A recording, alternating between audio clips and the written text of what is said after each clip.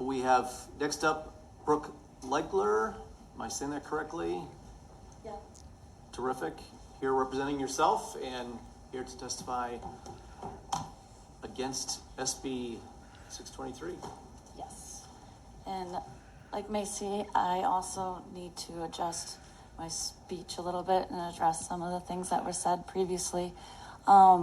There was a discussion with Senator Armstrong about us charging more for those companies and bringing more money in. His bill does not allow that. If you look at section 10, line 4, it specifically states we cannot charge those companies more than we are charging any other child in that center. So that's not true. The talk of nonprofits, like, why would they do it? They don't pay taxes. So why would they?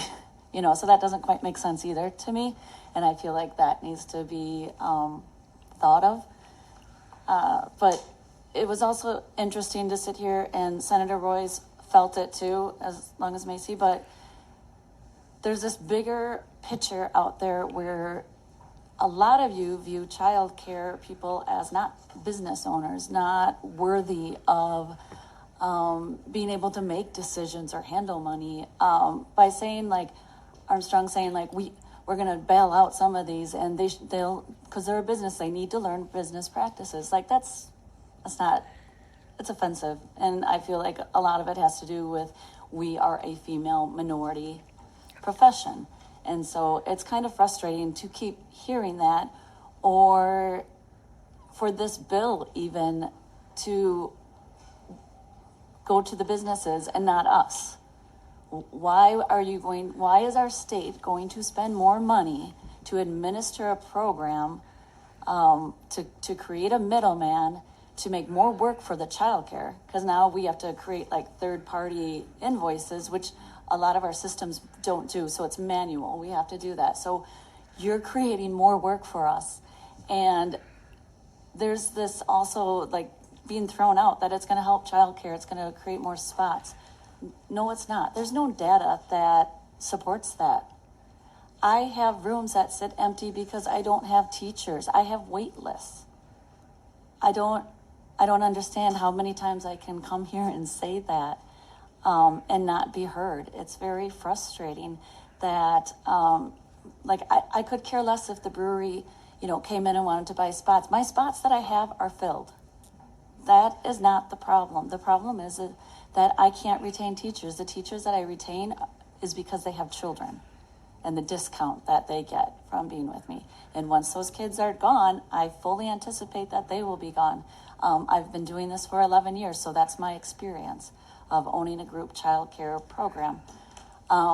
It's also frustrating to hear over and over that this is not a magic bullet. Like, no duh.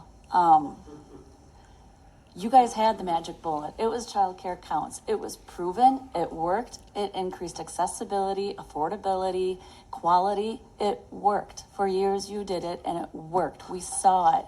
We saw it stop the bleeding of childcare closures. It worked. But you voted it down because a lot of you are quoted as saying you don't want to spend tax money on that.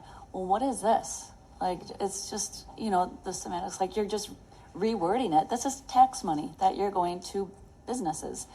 And then the other thing to think about is those businesses that are going to participate. Are there any businesses that have actually pledged to participate in this? So many, like several of you here are business owners. Are you going to participate?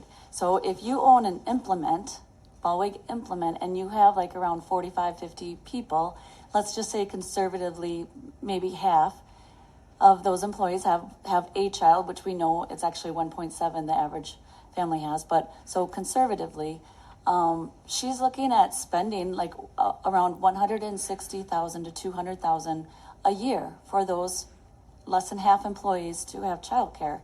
That definitely exceeds the $100,000 a year, and it's non-refundable.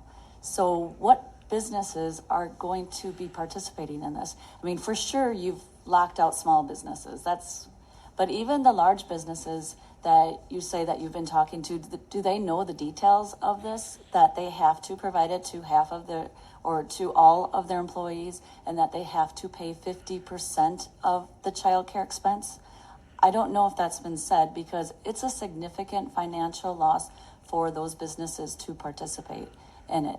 And there are a few states that have tried it, and I would really like this committee to like do the due diligence and research that and see how that's been working for them, because it hasn't increased spots. It hasn't done anything except help a few of those small businesses, because there's not a lot that participate. Again, it doesn't make sense. As a business owner, I wouldn't do it.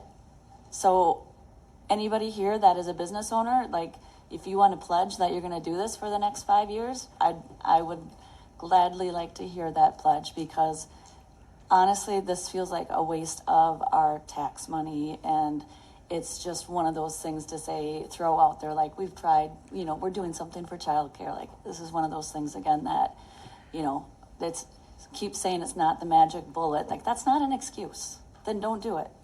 You know, it's not an excuse. Then do a better job, I guess. I'm sorry, but that's how I feel about that.